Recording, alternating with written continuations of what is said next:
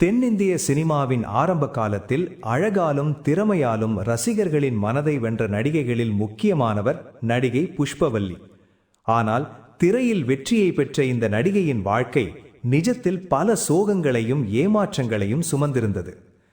ஆந்திர மாநிலத்தில் உள்ள பண்டாபாடு கிராமத்தில் பிறந்த புஷ்பவல்லி ஒரு நாள் ராஜமகேந்திரபுரத்தில் நடைபெற்ற திரைப்பட படப்பிடிப்பை வெறும் பார்வையாளராக சென்று பார்த்தார். ஆனால் அந்த ஒரு நாளே அவரது வாழ்க்கையை முற்றிலும் மாற்றியது. அவரின் தோற்றமும் இயல்பான நடிப்பு திறமையும் இயக்குநர்களின் கவனத்தை இழுத்தது.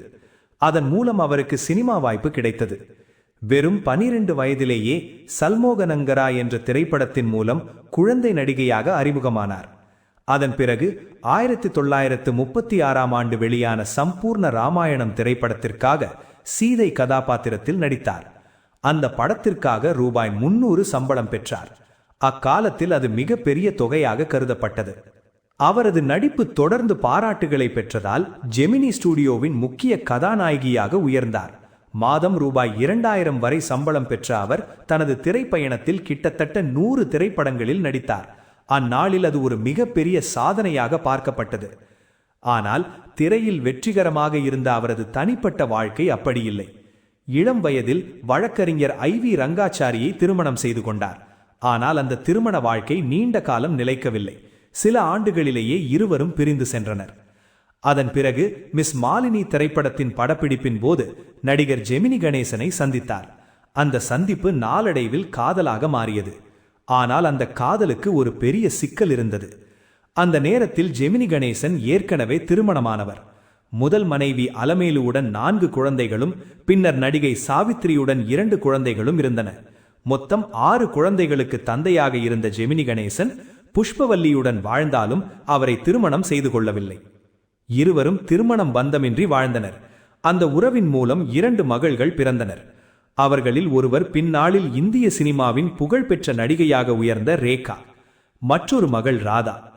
பின்னர் ஒரு நேர்காணலில் ஜெமினி கணேசன் இது குறித்து மனம் திறந்து பேசியிருந்தார். நானும் புஷ்பவல்லியும் ஒன்றாக நடித்தபோது எங்களுக்குள் காதல் உருவானது. ஆனால் திருமணம் செய்து கொள்ள வேண்டும் என்ற எண்ணம் எங்களுக்கு இல்லை. இருவரும் விருப்பத்துடன் வாழ்ந்தோம். பிறக்கப் போகும் குழந்தைக்கு என்னால் முழுமையான தந்தையாக இருக்க முடியாது என்பதை பலமுறை கூறினேன். ஆனால் புஷ்பவல்லி அதை ஏற்றுக்கொள்ளவில்லை. பின்னர் வாழ்க்கை எங்களை வெவ்வேறு பாதைகளில் அழைத்துச் சென்றது. நாங்கள் திருமணம் செய்யாததால் விவாகரத்து என்ற பிரச்சனையும் எழவில்லை என்று அவர் கூறியிருந்தார். வாழ்க்கையில் பல ஏமாற்றங்களையும் மனவேதனைகளையும் சந்தித்தாலும் தனது குழந்தைகளை வளர்க்க புஷ்பவல்லி உறுதியுடன் போராடினார். பல இடர்களை அமைதியாக எதிர்கொண்டு தனது வாழ்க்கை பயணத்தை தொடர்ந்து முன்னெடுத்தார். ஆனால் காலத்தின் கொடுமை அவரை விடவில்லை. கடும் நீரிழிவு நோயால் பாதிக்கப்பட்ட புஷ்பவல்லி உடல் நிலம் தொடர்ந்து பாதிக்கப்பட்ட நிலையில் 1991ஆம் ஆண்டு இந்த உலகை விட்டு பிரிந்தார். திரையில் வெற்றியின் உச்சத்தை தொட்டாலும் தனிப்பட்ட வாழ்க்கையில் எண்ணற்ற சோகங்களை சுமந்த ஒரு பெண்ணாகவே புஷ்பவல்லியின் வாழ்க்கை நினைவு கூறப்படுகிறது.